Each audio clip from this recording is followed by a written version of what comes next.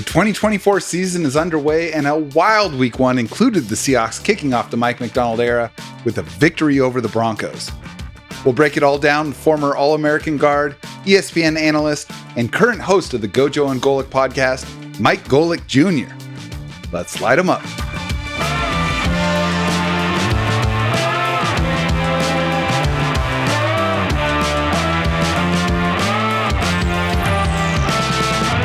I'm Jacson Bevins, and this is Cigar Thoughts. Welcome back to the Cigar Lounge. I am Jacson Bevins, and along with my presumptuous producer, Mike Barwin, this is the Cigar Thoughts podcast. Mike, how are we doing today?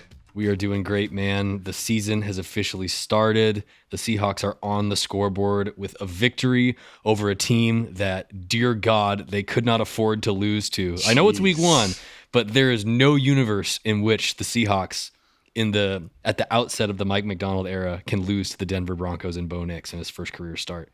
And they didn't, so shout out them for making sure that didn't happen. Most importantly, Seahawks Twitter could not lose to Broncos Twitter. God. That would have been worse than the knock in the standings, Yeah. honestly. Yeah, it would have been really bad, tremendously toxic. And it was pretty shaky there. It was shaky to start, multiple safeties in the first half. The first two offensive snaps of the season were a sack and an interception for Geno. It was. And then a penalty on the first play of the next drive. Yeah, no, it was beautiful stuff. But you know what? They were resilient. And that's the thing. I don't care how good you are in the NFL, shit's going to go wrong, and you need to be able to bounce back. And it really did feel like they never lost their composure. Yeah, and the bright spot throughout the game was how the defense performed. Obviously, that's Mike Macdonald's calling card. And I think the thing that was most impressive outside of, the tackling and just playing fast, keeping everything in front of them, was the fact that they led the NFL in pressure in week one, according to Unreal. And keeping in mind the fact that the Broncos, I think they were 20th in the league in pass block win rate. So not great, but not the worst. So the Seahawks were generating pressure outside of just beating their blocker one-on-one. Mike Macdonald wet his whistle as a blitz designer, as a pressure designer on passing downs. And that was pretty apparent in the way that he was pulling things off on Sunday. Well, and the cool thing for me watching the game live is none of it was obvious. It felt so obvious when blitzes were coming and when they were trying to dial something up over the last few years. And it almost felt like, okay, pressure's coming, but I couldn't identify it before the snap where it was coming from. And that's very encouraging, because if I can identify it, then I promise you the players on the field and the coaches on the sideline can identify it. So that was super encouraging. I'm really, really excited to talk more about that game and honestly just about NFL week one, because look, we're all football fans and there was a lot of really, really interesting football this week. And, I get so stoked about each of the people whose brilliance we get to tap into on the show each week. And I'm especially excited to talk with today's guest. But first, I want to remind everyone listening that Cigar Thoughts is proud to be sponsored by Seattle Cigar Concierge and Glenfiddich Single Malt Scotch Whiskey, two companies whose products I enjoy on a regular basis. Those of you who've been with us all summer already know this, but for those of you who are joining or rejoining us as the season kicks off, we have teamed back up with Seattle Cigar Concierge for an exciting second release of the Cigar Thoughts cigars. They are the Cigar Thoughts Red Zone series, which combines a robust taste profile with a smooth Connecticut wrapper and will be available to purchase using the link on the show page for the same discounted price of $149, which gets you a bundle of 10 stogies. It's the same cost that you're used to with the Cigar Thoughts Originals, which are also still available for sale. And look, you guys know my goal with these releases is to provide an avenue to high-end cigars without the high-end cost. And this partnership provides exactly that. Feedback on these stogies has been excellent so far, and we'd love yours as well. Let us know what you like about these cigars, and if there's something that you don't like, we're open to that too. But again, feedback been overwhelmingly positive, and they make a great gift as well. So get some for yourself or for someone else. Again, follow the link at cigarthoughtsnfl.com. Now, Mike and I love doing the show, and there are two ways y'all listening and watching can help support it so that we can keep the episodes coming. One is by purchasing the cigars, which again, come at a fantastic price for the quality. The other is by subscribing to our YouTube channel at Cigar Thoughts, where you can watch full episodes as well as the funny and insightful clips that Mike puts together. Give a thumbs up to the stuff you like and let us know what you think in the comments. And of course, you can listen to us everywhere you get your podcasts. All right, y'all. Today we caught ourselves a good one. One of the coolest and most unexpected aspects of starting the show a couple years ago is thinking, who do we most want to talk ball with? And then having those people come on to do just that. And today is no exception, as I've long been a fan of this man's work. He was an All-American guard at Notre Dame who spent time with the Steelers and the Saints. He was an analyst at ESPN and now co-hosts the Golic and Gojo podcast. And as much as I hate adding cachet to Team Mike, at least he has a glorious beard, which makes me feel a kinship with him. He is Mike Golic Jr. Mike, thanks for making the time. Thank you for the kind intro. Honored to join another Mike here. And I'm glad we can bond over the commonalities of the beard, because I have to keep the hat on because my bald head does not need to be seen in the same frame as the hair you got going on over there. So I already have to do the show every morning next to my 61-year-old father, who basically has God's gift of hair. My dad will be dead for a decade and his hairline will have not moved an inch. It's incredible. So glad to be here. You and him would get along swimmingly in that regard. Shout out to my wig maker. Yeah. Well, look, man, everyone listening is familiar with you, the incredible work you do. I want to dive right in to week one, because like you and I were talking about before we got on air, it is so nice to have real football to talk about. We're no longer projecting. I mean, we're still projecting, but we actually have full speed shit to talk about. And look, we're going to talk about the Seahawks and the Broncos, but I want to talk about week one in general, just from an NFL standpoint, because I think this was a really, really unique first week of the season. And I'm curious what you saw and how much of that do you think is just outlier, because every season has weeks that are weird, versus what's an actual trend in the NFL. So as you step back and you look at week one and all 16 games that were played, what were some of the things that stood out to you? I guess for this, I mean, are we looking at offensive, defensive trends? Are we looking for teams that we trust and things like that? Is it all the above here? Do I kind of have free reign? Yeah, free reign. I would say the thing that was most interesting to me that I truly think was a good reset for all of us with these rookie quarterbacks is them all struggling right out of the gate. For all of the excitement around these guys. And as much as I believe that a lot of them, especially Caleb Williams, Jaden Daniels, are going to be really good players, it was kind of nice to get a heat check right out of the gate for all of us, that the prince that was promised and Caleb coming off that preseason had a slow start to it. They ultimately get the win. And I just think it's good for all of us in the way that we're going to talk about that, because I felt like we were getting ready to get off the rails really quickly. Sure. I don't think a single rookie quarterback had a better week one than Michael Penix. Man, there's something to be said for being the car that stays on the lot, man. You don't depreciate one bit. You just get sit on there and they get to keep selling you for exactly what you're going to be down the road for somebody. So, but no, I mean, and it was good to see all those guys out there. Again, we'll talk about Bo more with the Broncos-Seahawks game, but I think he was kind of perfectly emblematic of what I still want to see from these guys. Sean Payton obviously was going to set him up for a bunch of stuff that was going to put him in a chance to win. The offense doesn't ask him to do anything crazy, and he still made some of the wildest, most rookie throws you've ever seen. And I think for all these guys, would love to see that still keep taking chances down the field, keep doing all the things that you're going to need to do to eventually be competent pros. But that one up there, as far as some team stuff that are trends I trust, I was really heartened. I bought a lot of Arizona Cardinal stock this offseason, and I was really happy to see the way that they came out of the gate against the Buffalo Bills. I think the second half of that game was more the Bills finding the level that I assumed that they will have for most of the season. But I think the Seahawks offense is going to be fun. I mean, we're talking about, this Cardinals offense is going to be fun. And that's after a game where the guy I expect to be a huge part of it, Marvin Harrison Jr., had 3 targets and 1 catch. So that's only going to get better. Yeah, absolutely. And I mean, every NFL week has surprises. I remember when it was either the Bills were undefeated and they got shut out by the Vikings, or the Vikings were undefeated and they got shut out by the Bills.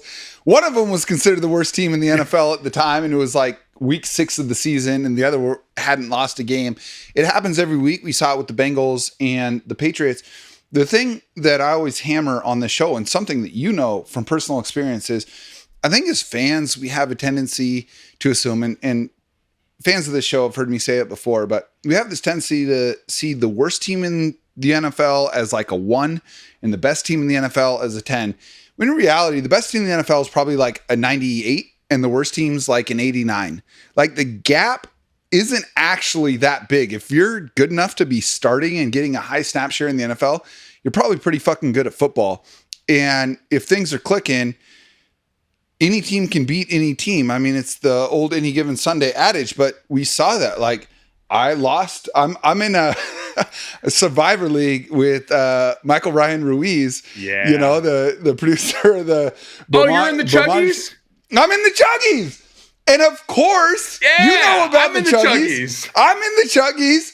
I took the Bengals. I got to send a shotgun video today after the show to everybody, because here I am like, oh, hey, welcome to the group, guys. I'm the new one from up in Washington, and I'm 0 for 1. So anyway, that stuff happens every single week. The difference is when it happens in week 1, we've got nothing else to go off of to temper that. So like for me, I think one of the things that I think might actually be a trend, and it's something that Mike Barwin and I have been talking about for a while, is, you know, the spreadsheets have been telling football analysts for years now, pass the football. EPA is just higher when you throw. Don't run unless you have to, all these things. And then you saw the NFL change. You saw the Fangio defenses and these 2 high shell safeties. It's like, we're not going to give up big plays. You're going to have to get 5 first downs if you want to score a touchdown. Slowed this game down over the last few years. And then this week, we saw 31 passing touchdowns from 32 football teams. We saw 10 quarterbacks throw for more than 200 yards in this game. And to me, I feel like that might be a trend. The teams that ran the ball, including the Seahawks, who came out trying to pass in the first half and struggled, and we're going to get to this game in more depth, but I'm just using it as a microcosm of what I think might be a larger picture. They went to the half, and Mike Macdonald, in his first ever going into halftime TV interview, said, we need to run the ball. And I kind of rolled my eyes a little bit because, like, really? And then they came out and they ran the fucking ball, and that opened everything up, and they won. It sucks the safeties up to the line of scrimmage. It opens things up. Like, am I wrong in thinking that this is maybe where the NFL is going to be a little bit more in 2024?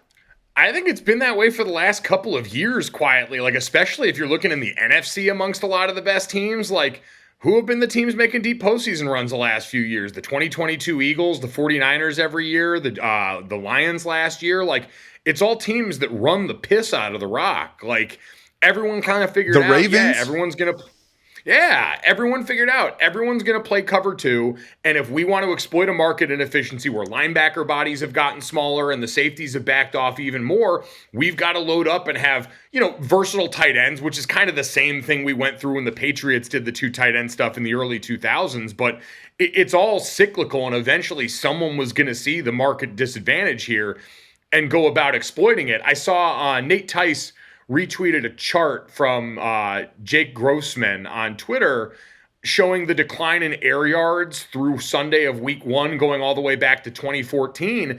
And it's a bunch of lower, slower passes because defenses have decided, all right, the big play skews the math more than anything for us. Like, giving up big plays is going to be the easiest way for us to lose track of everything that's going on and lose control of the game. So as long as we don't do that, everything else works. And especially, I think the linebacker thing is huge. Like, again, a lot of the teams that we talked about, like Baltimore and what they did last year on defense, Roquan Smith, outlier in terms of what we're talking about. But the draft the last few years has been a bunch of smaller sideline to sideline off-ball linebackers. That now teams are like, all right, we're going to find a bunch of big guards and just go right at you and see if you can butt and shed. And the answer by and large has been, no, they can. So yeah, I absolutely agree with that. Well, we saw that this year in free agency. guard had been one of those positions that had just kind of fallen down the priority list for teams. And to your point, I was talking about this ability to run the ball as being a 2024 trend. To your point about it happening for a couple of years, we saw multiple guards sign $20+ million contracts, like getting wide receiver money, getting cornerback money. And that is new. And you're right. I mean, the average weight of an off-ball linebacker has gone down like 20 pounds in the last 5-6 years. And so, yeah, if you can run the football, you look at the Chiefs, and of course, it's Patrick Mahomes, and it was Tyreek Hill, and it still is Travis Kelce. And it's like, okay, that's how you win. Well, in the same way that Tom Brady won 3 of his Super Bowls on the back of running the ball and 12 personnel and defense, yeah, that is how the Chiefs did it last year. They were a pretty middling offense, and it was Pacheco who emerged as the engine of that offense. Yeah, I think it's been cool to see going back the last few years. I think it was 2 years ago when the Chiefs won the first of the back-to-back Super Bowls. They tripled their use of 13 personnel and definitely jumped their use of 12 personnel. And part of that is, hey, you go with what you got. Like a lot of these adjustments are also, hey, this is a salary cap league where you've got limited resources and they kind of change every year. So if you lose Tyreek Hill, who's the most unique deep threat in the NFL, and you look around and go, all right, well, we got a bunch of big guys, and one of them's arguably the greatest pass-catching tight end in NFL history. So why don't we put all them on the field and present options to teams on defense? Like I was having this conversation with someone today about the Dallas Cowboys and what they need to do to get to the next level. And they're like talking about the run game. And I'm like, it's not that you have to have a run game for the sake of a run game. It's that you've got to be able to do everything well enough to where when you get to the playoffs and people take away your first pitch, you got other places to go. So there's the obvious macro stuff we talk about with that. But then there's just the football 101 thing of you can't be a one-dimensional team and win when it gets to, December, January, and February ball. Yeah, the closest to any athletic accomplishment I had is I pitched. It paid for college. And there's a saying that Oral Hershiser had that he said, if you got one pitch you're hoping to win, if you've got 2 pitches working that day, you can compete. And if you've got 3 pitches working, you can dominate. And I feel like it's the same thing for offensive play calling. If you've only got 1 pitch, if you can only throw your fastball for a strike, it's going to be hard. And I think the biggest example of that I saw last year was the Miami Dolphins. There's a lot of talk with Tua and Jalen Waddle and Tyreek Hill about passing and all this stuff. Look, they were a running team.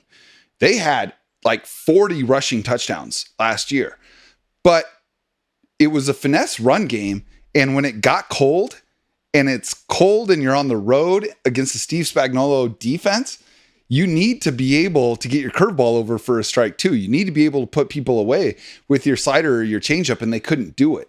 And as Seahawks fans, we've seen that. We've seen Shane Waldron over the last 2 years come out, and his first 15 plays are great. They're slicing and dicing. It looks awesome. And by the time third quarter runs around, they can't move the football. And so the ability, the thing about the tight end position is that they're the one position on the field that's a true two-way thing. There's no tell with the tight end, right? And if there's no running backs in the backfield, it's a pass. If it's 3 tight ends and a running back, it's probably a run. But if you have 2 tight ends out there, it's really difficult to tell what an offense is going to do. You're not giving away what your plan is. And so it just seems to make sense that teams are going to lean more into that. And I've never seen that more evident than it was in week 1. Yeah, well, and I mean, it's the reason, all of this is the reason why the 49ers roster is the final boss, because you've got a bunch of guys that do a little bit, it's the Bo Burnham line, a little bit of everything all of the time. Everyone on that team can do everything. Best roster in the NFL. It's just because it's a bunch of Swiss Army knives. Yes. And Jason Kelce, I think, did a tape before or after on Monday Countdown, just kind of showing the versatility of all those guys. But when you're a defender and you come out onto the field and you can't just look and go, all all right, well, in this formation, when this particular running back lines up here, they have this menu of X, Y, and Z. It's like, now you have to pretty much expect anything from Christian McCaffrey, George Kittle, Deebo Samuel on any given play from any of the 9,000 formations that Shanahan presents. And then you've got to try and do your best to read your keys and stay with it. And then, oh, by the way, all of these guys are so insanely talented in addition to the versatility that they do all those things great. So it is the perfect example. And it's why, even as teams go and build out deeper running back rooms, try and do it more by committee, the devalue running back conversation, when you get guys that are truly like versatile and can do everything, it's why, Saquon Barkley in Philadelphia is going to be fascinating this year, because that offensive line in New York was so limiting for him for so long that now if you get him to a place that's got a healthy foundation, he's got a skill set to do a lot of stuff. It's not quite Christian McCaffrey, but it's going to probably give him the opportunity to max out in a way that we've just never seen from him. Totally. And that's the thing is I feel like the best offenses are figuring out ways to put their best players in the best position. The term I always use is putting more wind in your mainsail as opposed to trying to fill out the smaller sails, right? Like if you want to go faster, put more wind in your mainsail. And, the best offenses do it. You look at Sean McVay, that guy will just funnel all of the touches to his best players. He doesn't give a rip about rotating running backs. He doesn't give a rip about spreading out his targets. If he's got Cooper Kupp and Puka Nacua and either Todd Gurley or Kyron Williams on the field, they're getting the fucking football, right? It's like, that's how they operate. But you need to have some scheme ability in order to do that. And, the flip side of that is, like you mentioned with Saquon with the Giants, it's like very obviously the Saquon's going to be getting the ball and there's not a whole lot else to scare you. So you still do need the talent everywhere. And that's what makes the 49ers such a dangerous team. I want to zero in on the Seahawks Broncos game because on the offensive side, it started out as ugly as it possibly can for the Seahawks. But on defense, they look tremendous. And I want to get into that in just a little bit, but staying a little bit zoomed out here, what were your main takeaways watching that game? Week one of the better tackling performances we saw all weekend probably was the thing that jumped out first and foremost. Like so much of the Mike Macdonald focus was on scheme and the changes there, some of the new personnel, but especially out of the secondary, seeing the way that those dudes kept everything in front of them, came up and were sure tacklers in the first week was an outlier considering what we know about the modern NFL and training camps and all the things that feed into that. So I think it was that the secondary in general just looked incredibly like tied together, dialed in.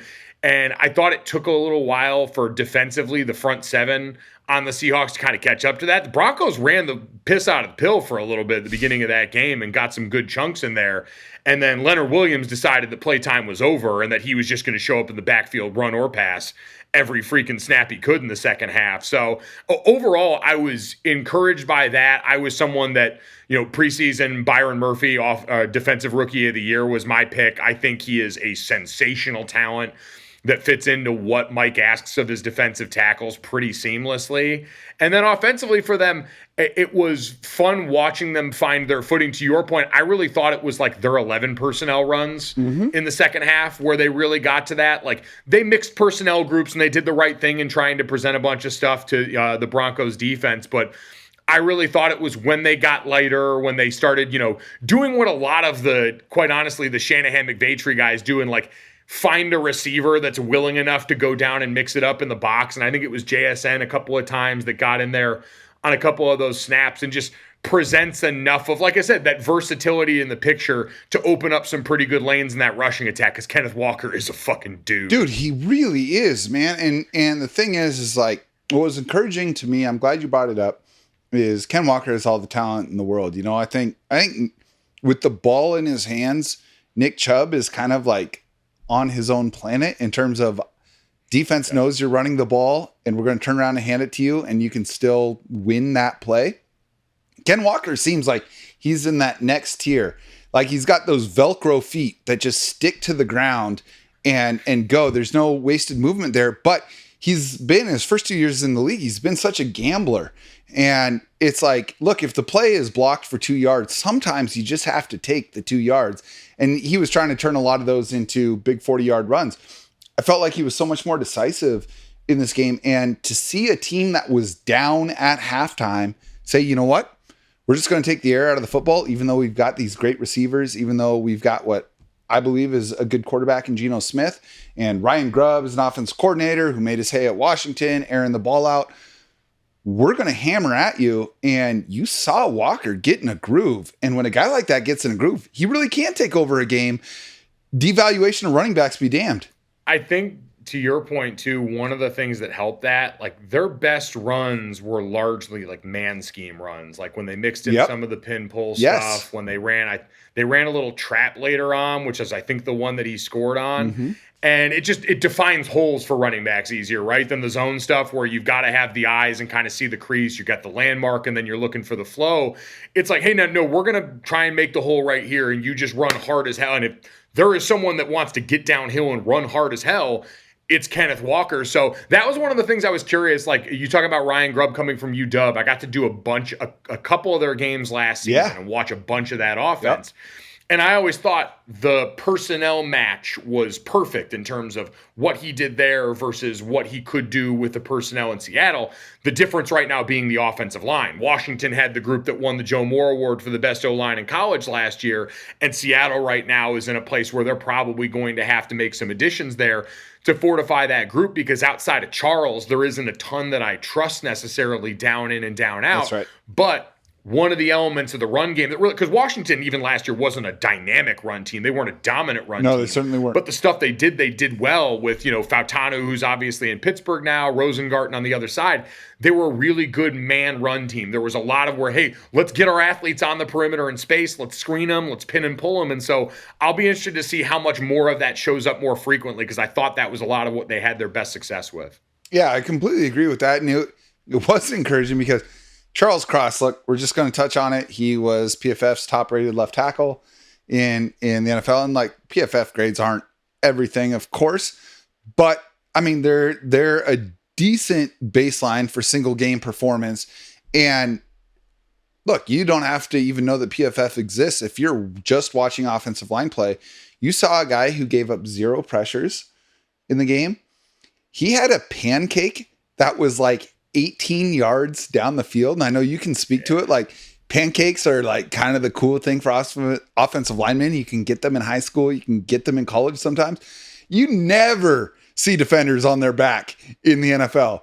And he was putting dudes on their back. But the touchdown run from Walker was off the right side, even after George Fant went out and they're down to their third tackle on the right side. It just felt like the coaching, and you mentioned them winning the Jim Moore Award for best offensive line at UW. Well, they brought Scott Huff, the UW offensive line coach, with Ryan Grubb to Seattle, and it just felt like there were real adjustments made at halftime. I'm going to circle back to the offense here, but I want to talk about this defense because they were dominant, and I'm fighting the urge to say that Seattle now has a dominant defense. I'm a big believer in zooming out and viewing things from 20,000 feet in the air, so I'm not getting too sucked in.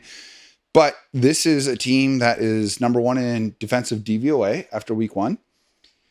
The yards per attempt that they allowed through the air was the 6th lowest. Ben Solak tweeted this out. It was the 6th lowest in NFL history of any game where a team threw 40 or more times in a game.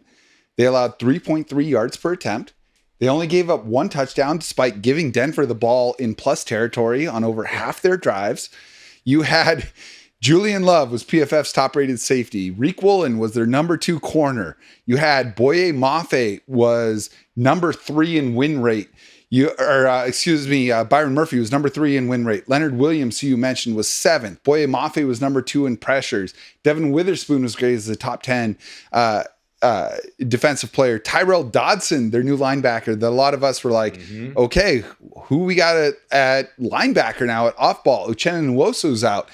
He balled out and was top 5 in PFF. How much of that is Mike Macdonald combined with some real talent, I believe, on this defense versus, look, They're playing Denver. They don't got a lot of dudes. They got a rookie quarterback who has to crow hop into throws more than 20 yards downfield. Yeah. How much weight are you putting on either side? How excited should Seahawks fans be about this defense? I think they should be very excited. Like, there was a lot of encouraging stuff. There were also some throws that if the quarterback is a veteran player, I do think it made downfield a little more frequently. 100%. Like, there were balls behind open receivers. There was some stuff there that was just, hey, you got a rookie quarterback figuring it out on Denver's side there. But that being said, like, I think one of the things that was most encouraging, I remember Ted Nguyen wrote an article about Mike Macdonald's defensive coaching style and how simple he makes the complex stuff for the guys on the team. Please talk to this. Teaching things and like teaching things in the pods that he does. And this was, the best coaches I had were coaches that worked in concepts. It was, hey, this is the concept for the play. These are the tools that you have on each and every play. I can't show you every look you're going to see. We could sit here and try and find all of them, and we could do that to cover our asses, but that's only going to get us so far. Eventually, with how great these coordinators are on both sides, you're going to encounter a look that you couldn't see. And so it's, hey, do you understand the tools that you have out of this set to use to try and get yourself out of a jam the best you can? And by all accounts, that's what it sounds like Mike does on defense with the way that he teaches these guys. And you saw that. You saw guys that it wasn't complicated, so they could take ownership of the system a lot earlier on than most places that are coming in and installing from what the outside looking in looks like a very complex system. So I think that combined with, like you said, I thought it was really telling. And I remember texting with Mina about this. She pointed out, like, when Julian Love signed that extension this offseason, she's like, oh, they must like him. Like, that was an indication. It's like, all right, this is a guy that, probably not in like the Kyle Hamilton ways, but in the way that like Geno Stone, smart guy who fit into the system, got his hands on a lot of football. I'm like, all right, Julian can be that guy for your defense. He's a really bright Kyle Hamilton's the unicorn. Yeah, I was going to say, there ain't many of those that grow on trees out there. But no, like, you just saw the guys that fit well into all these different types that you had in this defense. And so I just thought, again, for them to go out and look like they had command of that as early on as they did is a testament to Mike and a testament to the personnel, no doubt. Yeah, it was so encouraging because, on one hand, I was grateful that when you have a brand new system, and you can speak to this, when you have a new scheme come in, these players, it's almost like signing up for Duolingo for 4 months, learning like a totally new language, right? And you can't find a more different defensive approach from a responsibility standpoint in terms of what Mike Macdonald is asking these guys to do versus Pete Carroll and the defensive coordinators he's had really since like Dan Quinn have been asked to do. And so we had Greg Bell, who does a phenomenal job covering the team for the News Tribune on, and he was like, look, the scheme is good, but these guys are kind of struggling picking it up. And I was like, thank God they get Bo Nix, who I'm not a believer in. Listen, if there's for some reason any Broncos fans listening to this podcast, what y'all got is Daniel Jones on a rookie contract. I'm so sorry. But they get that, and then they get the Patriots in the first 2 weeks. And it's like, if you have a new scheme that's coming in, it can come in with all the press and all the accolades possible. But until you actually see it work, that's what it takes for buy-in, right? To say, oh yeah, we just went out and played the best defensive game that we've played since I've been here. Okay, we're into it. And now they get probably Jacoby Brissett next week, who I like, but who's he throwing to? That offensive line is a mess. And so I was really happy to see Seattle get kind of a soft landing spot to open their schedule with this defense to build that momentum, because then it's Miami and San Francisco and a lot of like really good offenses, right? But speaking of San Francisco, you talked about how Mike Macdonald simplifies the defense. And what I was trying to explain to a buddy of mine was asking, he's like, what, I was at a wedding this past weekend, and I was talking with one of the groomsmen, and he was asking me, what is it about Mike Macdonald defense that works? And I was like, one, I mean, he had good players in Baltimore. He had good players at Michigan, but they were defenses that gave up a lot of points when he showed up. The thing that he does, he's been called the Sean McVay of defense for a while, I think because he's young and kind of like hot, but I think he's the Kyle Shanahan of defense, because what Kyle Shanahan does is he reduces the complexity of offensive football to a binary situation where you're looking for one key and it's just ones and zeros. And if the key you're looking for does one thing, then you do the other. If it does the other thing, then you do that first thing. And on defense, that is what's being asked of these guys. And it's so much easier once you grasp the concept, I believe, to say, okay, that's my one key and I'm going to do this thing. And I know the other 10 guys saw their one key and are going to do this thing. And now you can identify a responsibility within the first step of a play, as opposed to quarterback's been in the pocket for 2 seconds and you're still trying to figure out what the responsibility is. Am I way off base? No, I think that's a huge part of it. And I think the other part that goes along with that too is like, you're doing that while also buying up the opponent's eyes in a way that to me is the biggest like Shanahan McVay comp, because I think that's a perfect comp. I said the Ravens defense last year, like Kyle Hamilton was your George Kittle if you were going to compare those two offenses. Yeah. Or your Kyle Juszczyk, because he was a piece that could do so many things that you could never really get a tell from. And where they put him, they could mess with you, because the whole, like, Mike's whole defense and the way that it messes with offensive lines and protection schemes especially is it buys your eyes, it makes you declare, and then it makes you think right at the snap. Tell me about buying your eyes. So, like, at some point in a protection, like, everyone sees the center get up there, the quarterback get up there, and, like, declare the mic and set the protection. Like, who the backs have, who the line has, all based off that. And you've got all that time to do all the, stuff we used to see with, like, Peyton Manning and Brady, where before the snap, there's all this, gesticulating and the chess match between the two sides. And then it's like, all right, at some point, you got to go up there and you got to declare it. And so what Mike's defense does is, it gets you up, it forces you to make a decision, and then it gives the defense the ability to make you wrong more often than not. So now they get you to make a decision, you've got to declare it, and then all of a sudden, once you do that, if they've got two coming from the strong side after they've made you say, hey, we believe the primary rushers are going to come from the left side, but because this defense is wired the way it is, where everybody understands every responsibility, and so all the same pressures can come from every spot on the field, they can go and make you wrong after the snap on that in a way that now allows them to devote still more resources to the back end. Like all this sim pressure stuff means you get bodies bought into the back end that help the quarterback. You have what they did especially well last year, the D tackle dropper stuff that really will mess with the quarterback's eyes over the middle of the field.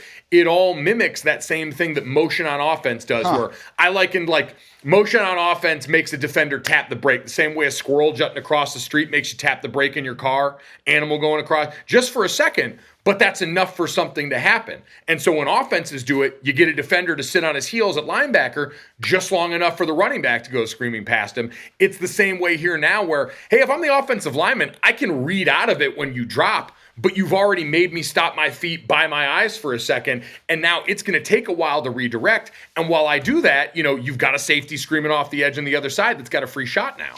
Yeah, and I appreciate you breaking that down. I think that people who are familiar with your work and for those who maybe are just being introduced to you, who are listening or watching this show right now, one of the things that stands out to me about the way that you see football is your ability to kind of remove context and see the actual text.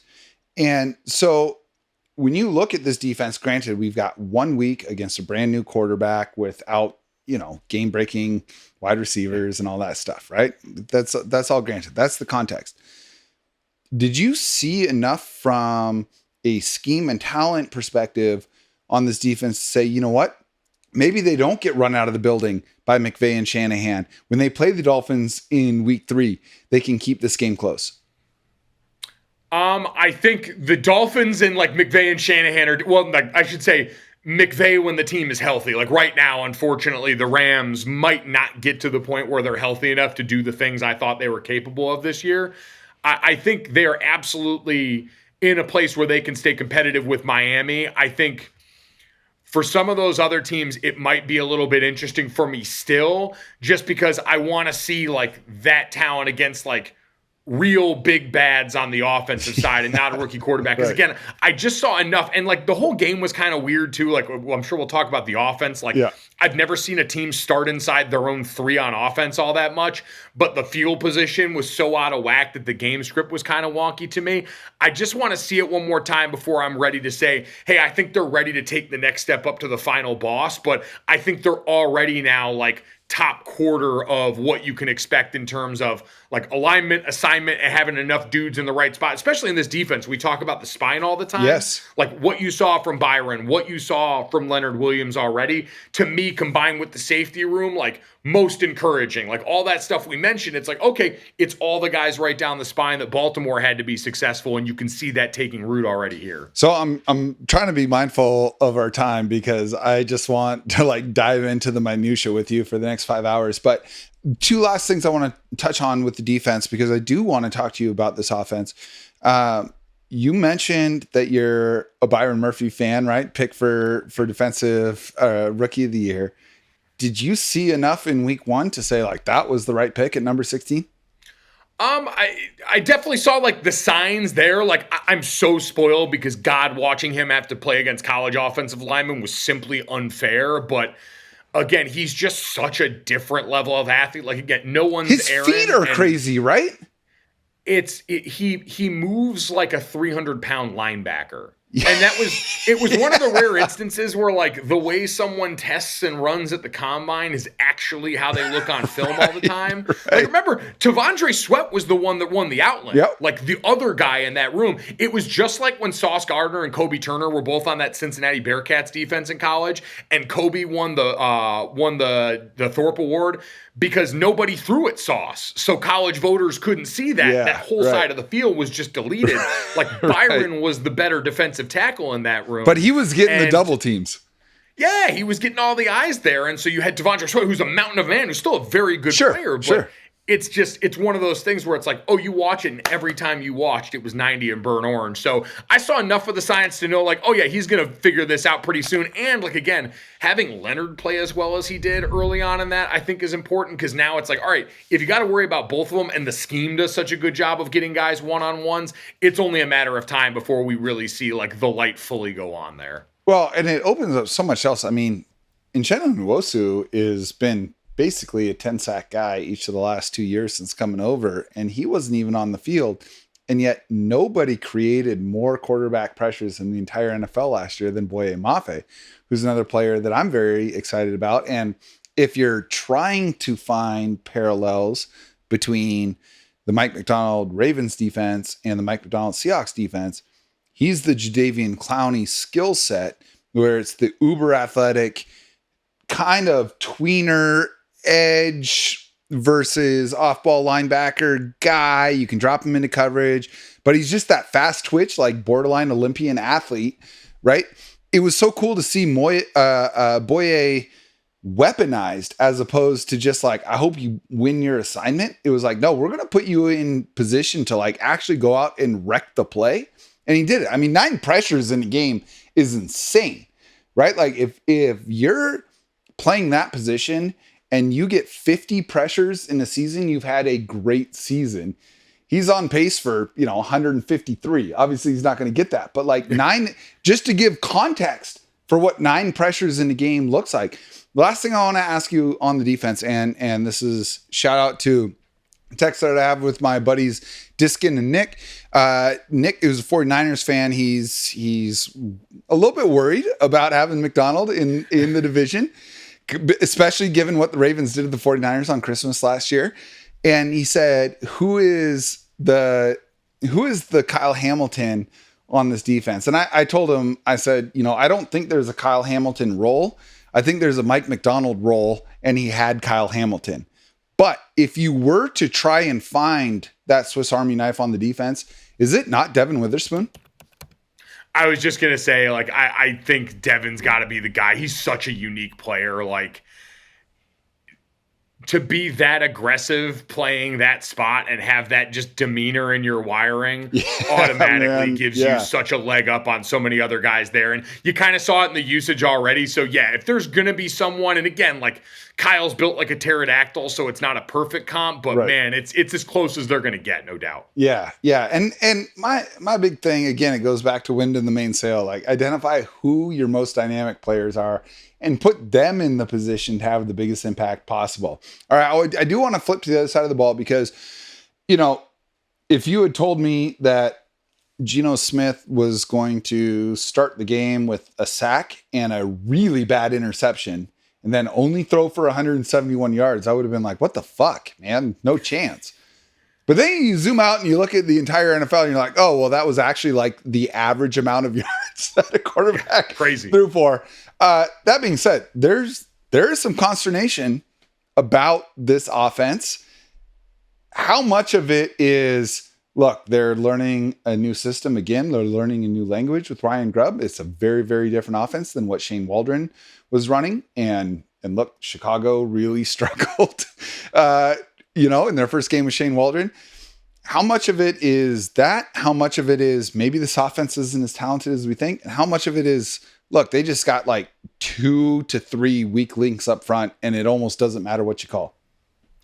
I think to me it was twofold. It was the offensive line struggled, no doubt, especially in protection with a lot of the like more empty stuff they wanted to do, which is a big part of Ryan's offense. But I also think too, like I mentioned it before, the field position battle was just so off. And I know that's something that like we talk about hidden yards and all that stuff, but like I haven't seen a team take 2 safeties in a game in God knows how long. And when you're starting backed up like that in the same quarter, it's insane. I would love someone in research to pull like how many times in NFL history that's happened. I looked up when I was rewatching the game to like make sure that I hadn't just gone back and restarted. I was like, oh no, that's just another safety because they were down inside their own 3-yard line again. So the third time that they were backed up, oh my God, you guys were totally expecting it to happen again. Like you had to just, it was guaranteed. 100%. Was waiting for the Triple Crown on that. So no, I think the play calling got out of whack because the game script got out of whack with that so much. And then once you got into normal downs and distances and found yourself in better field position, you saw more what the offense going to be. Because like Geno still has the time under task with Tyler and DK. Like that stuff showed up on a lot of the back shoulder stuff and some of the long developing routes down the field. And I think the rest just, like Ryan's offense, like I said, it's like the laser light show. He wants all the eye candy before. It's a lot of shifts even more than the motions. And so all that takes time to get used to and like figure out, all right, what is this doing to benefit me at my spot at receiver? And then how does it work from there? But I truly think most of that game was just field position and the offensive line not protecting well enough for it to get off the ground. Yeah, and I'm so glad you mentioned the motion and the eye candy and calling it a laser light show. That's perfect because I think that as fans, it can be difficult for us to understand just how important timing on a play is. Like that ball, if everything goes right, if you're calling a pass play, unless it's like a slow developing play action or whatever, you want that ball out in 2.5 seconds. Well, you start breaking 2.5 seconds down into percentiles, the timing on a motion, the timing on first step, the timing on being able to identify what your route is as a wide receiver. I think a lot of us who grew up playing football video games, it's like, oh, the receiver is running this route. We had Michael Bumpus on who, again, very talented, decorated collegiate wide receiver, cup of coffee in the bigs. And the first time I met him, we went out to lunch and I asked him what the difference between a decent NFL wide receiver is and a great one is. And he said, how well do you understand your plan B? And you get 2 steps into your route and what you were trying to do might not be there. How quickly can you make that adjustment? And I said, grade at the time, JSN wasn't on the team. And I said, grade the receivers. This is 3 years ago on the team. And he said, Tyler Lockett's a 9.8 at doing that. I said, what about DK? And he said, he's a 7. Now I asked him this past year, he said he's up to probably an 8. But you saw with the game on the line, Geno was only looking one way because Denver does run a pretty dynamic defense and you need that plan B to work. And I feel like when everyone is learning a new system, a guy like Tyler Lockett, who maybe doesn't have the explosion and after the catch ability that he used to have, still knows how in the way that Keenan Allen does, he can still win in a phone booth. And that's what you saw. You just saw Geno lean on that down the stretch. I had Tyler on my fantasy team for like 6 straight years at one point. Like I am the biggest Tyler Lockett believer on planet Earth. So great. I love that guy's game so much. Just sat out there as the rest of the cast rotated around him and was always going to get it. I completely agree. It's amazing. Like I always say how similar certain position groups are. Like I say, defensive backs are just tiny offensive linemen because it's, 4 or 5 guys that have to communicate together going backwards with a highly technical skill set to block some of the best athletes in the world.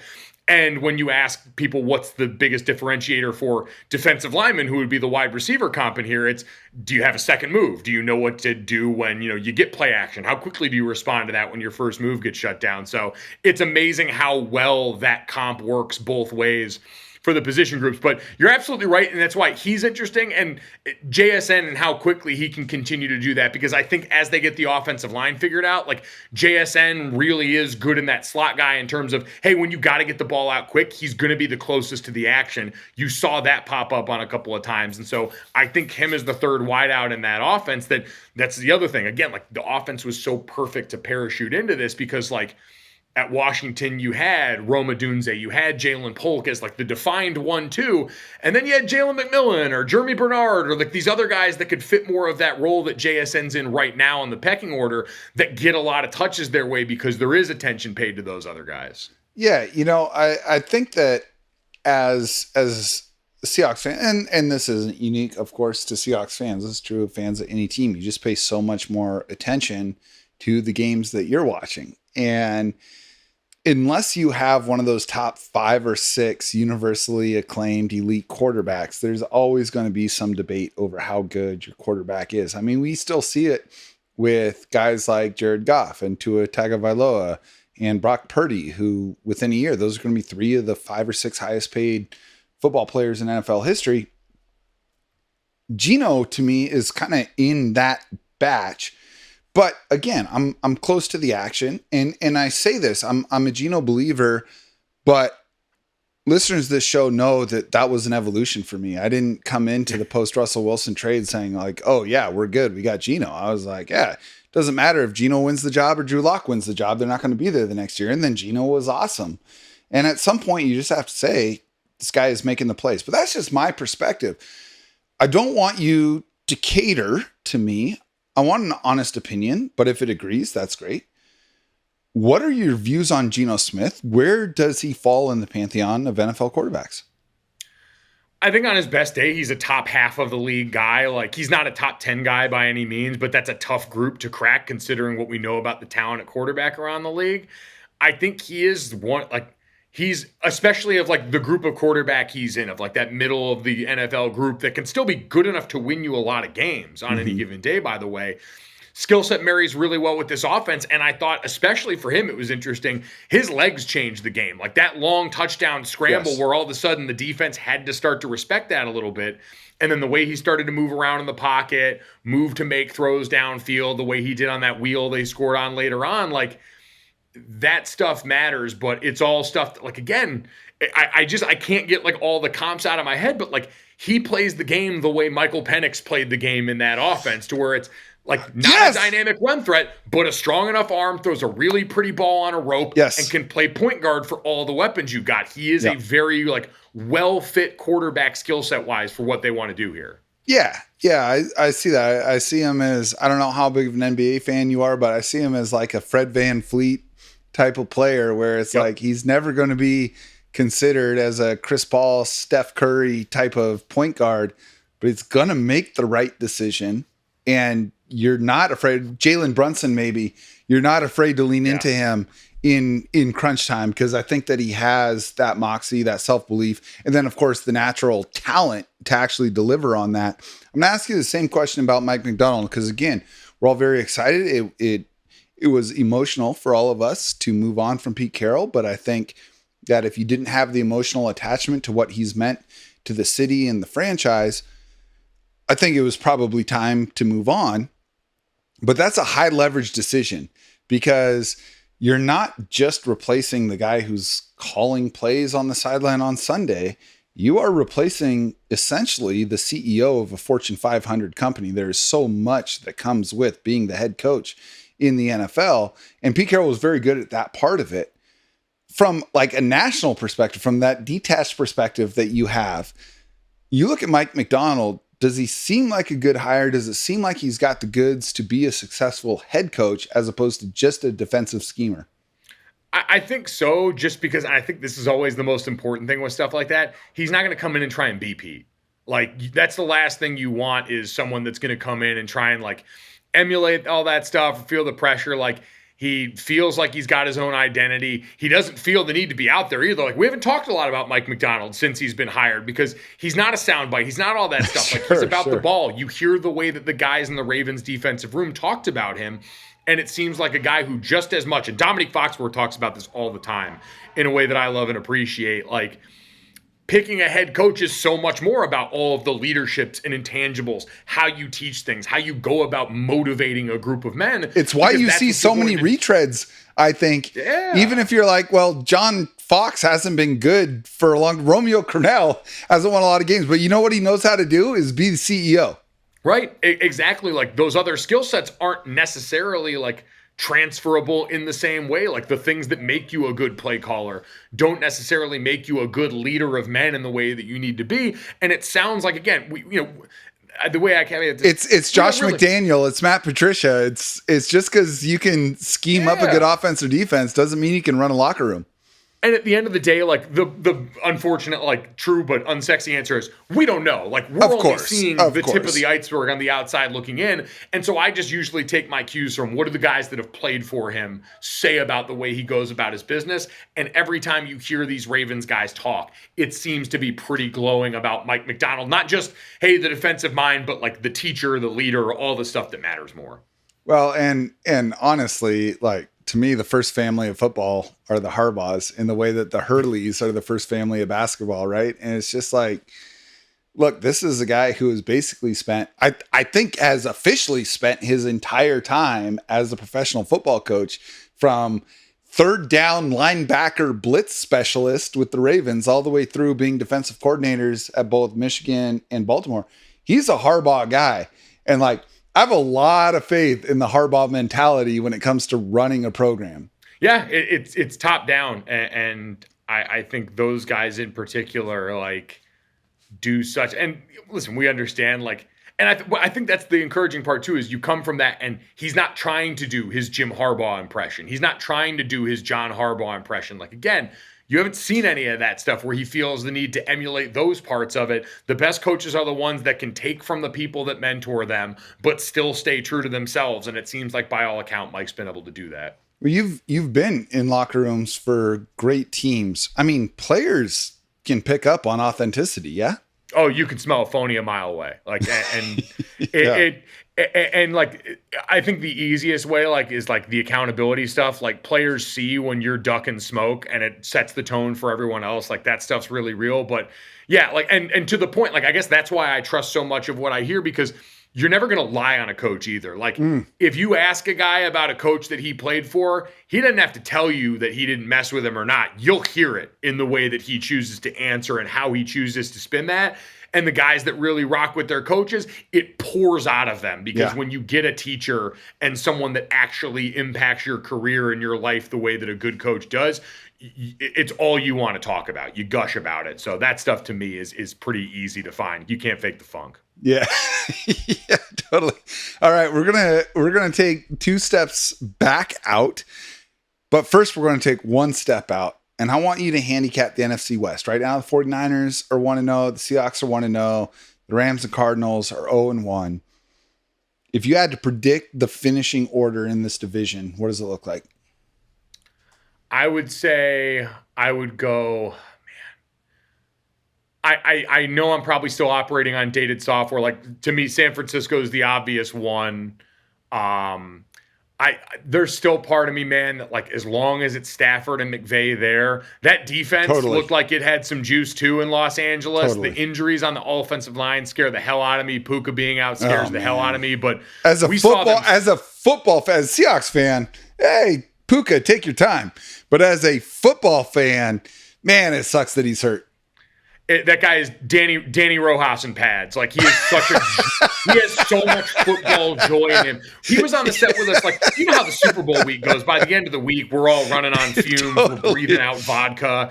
And he joined us on the set like Thursday or Friday. And he walked away, and I looked at my dad. I was like, I want to be a better man now. from being around him. Like, he just has so much joy and juice in the way that he goes about us.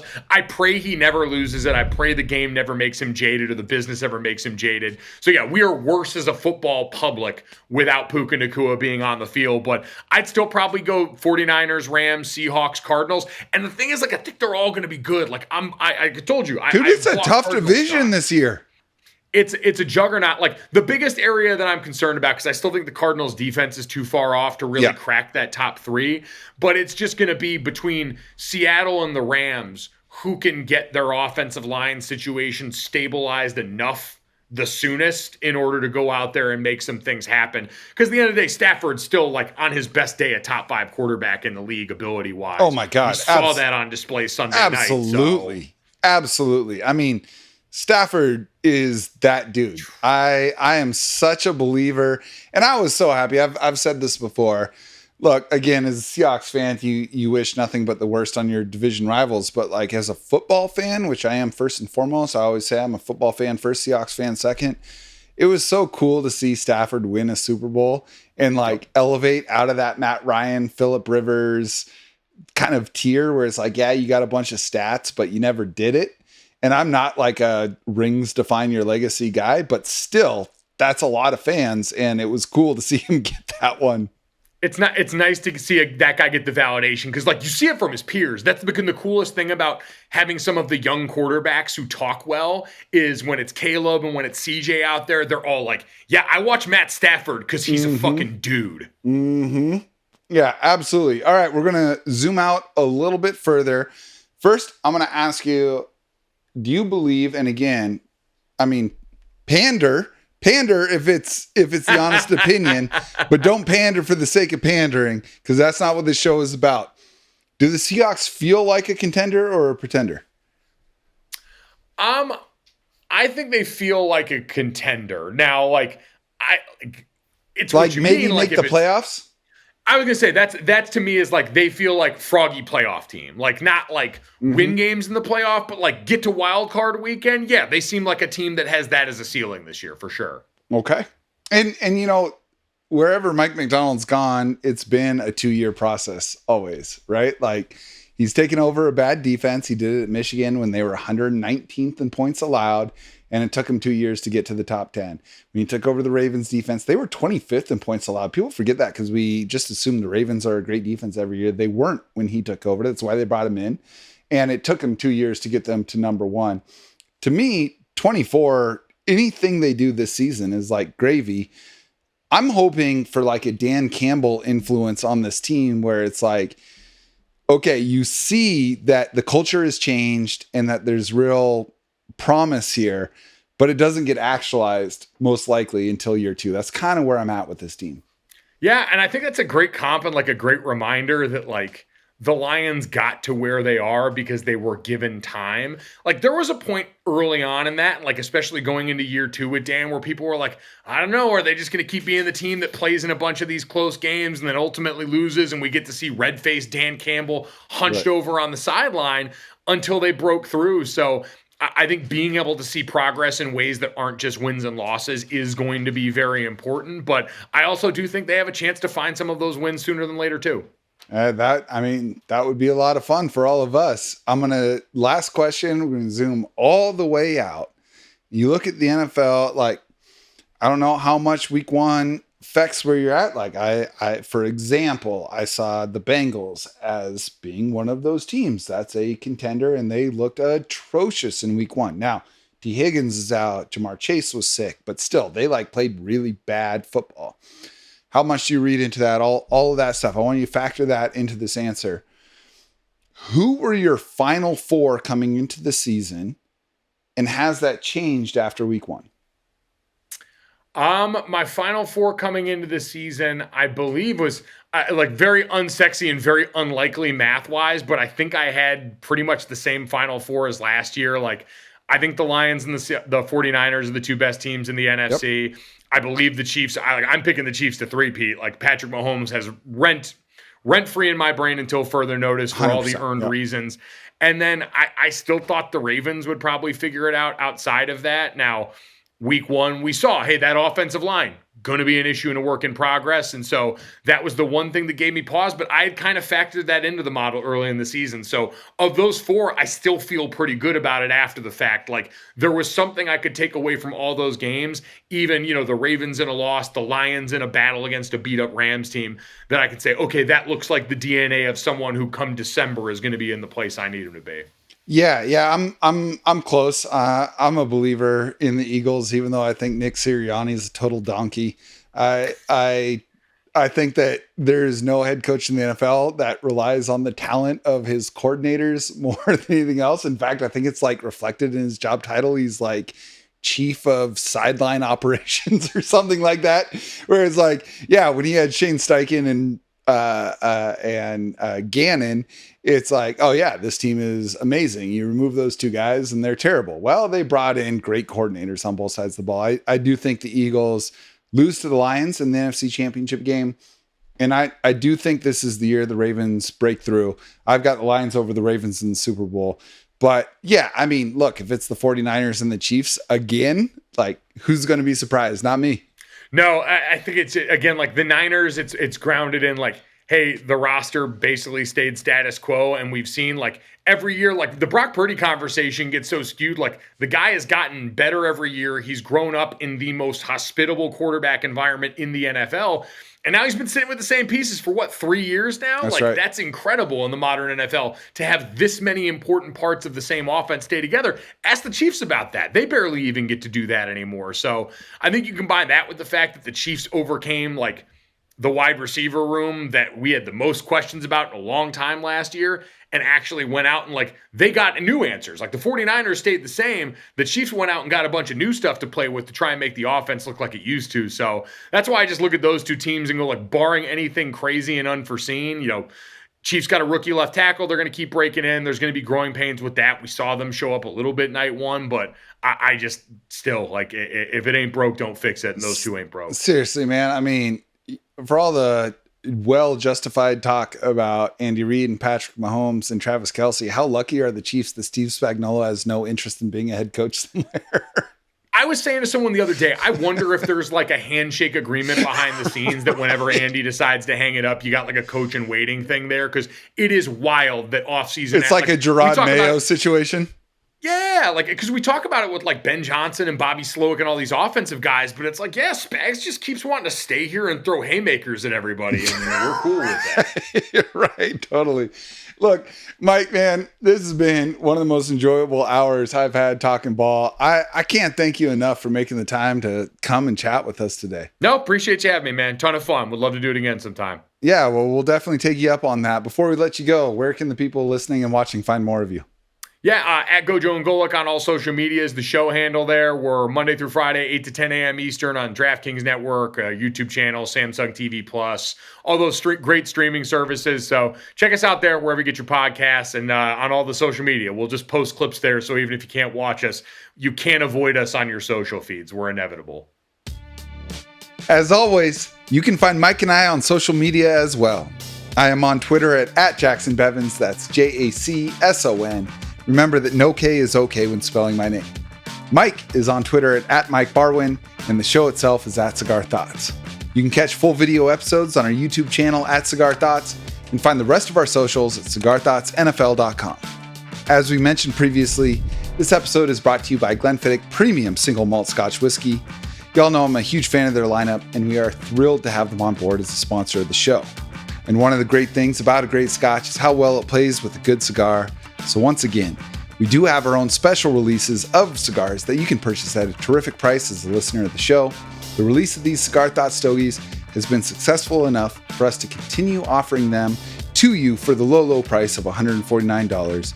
That's right, just $149 for a bundle of 10, and you can choose between the Cigar Thoughts Originals, which is a little bit darker, and the new Red Zones, which are a little bit lighter with the Connecticut wrapper.